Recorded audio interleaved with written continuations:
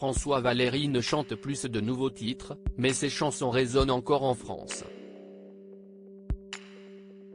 À 68 ans, l'artiste peut profiter de sa retraite et il assure gagner très bien sa vie. François Valéry a connu un véritable succès dans les années 70 avec ses slows et ses tubes disco.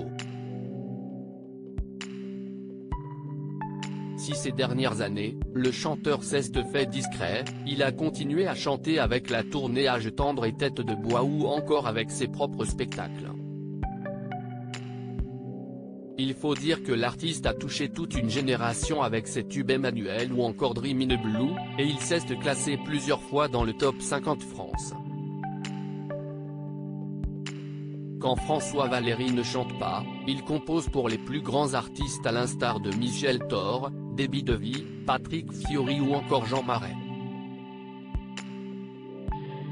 Autant de casquettes qui lui ont permis de s'épanouir tout au long de sa carrière, même si sa notoriété a pris un coup à cause de ses démêlés avec la justice, en étant accusé de faux.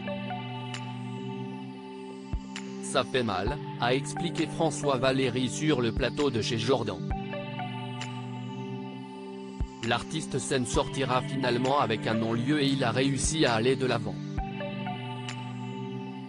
François Valéry à l'aise avec sa retraite aujourd'hui, François Valéry fait rarement de la scène et il vit de ses précédents succès. Est-ce assez pour obtenir une belle retraite? J'ai monté mon propre label, donc j'ai une retraite d'éditeur, de compositeur, de co-auteur, a commencé à lister le chanteur, avant que Jordan Deluxe ne le questionne cash, donc si je vous dis dans les 5000 €? Non, plus que ça, a répondu François Valéry, incitant l'animateur de C8 à lancer les enchères, 10 000 ? Je suis aussi propriétaire de mon catalogue discographique que j'ai racheté en 89. J'ai 50% des premières années et tout le reste est pour moi, a expliqué François Valéry qui continue de toucher des droits lorsque ses titres sont utilisés dans des films ou de la publicité. Je gagne très bien ma vie, ça oscille entre les 10 000 et 20 000, a tenté de savoir Jordan Deluxe, sans que le chanteur ne réponde clairement à la question. Non mais il y a les concerts, a lâché François Valéry, dont la retraite semble fluctuer en fonction de ses activités scéniques, je ne peux pas vous dire, ça ne m'intéresse pas. Mais je gagne très bien ma vie.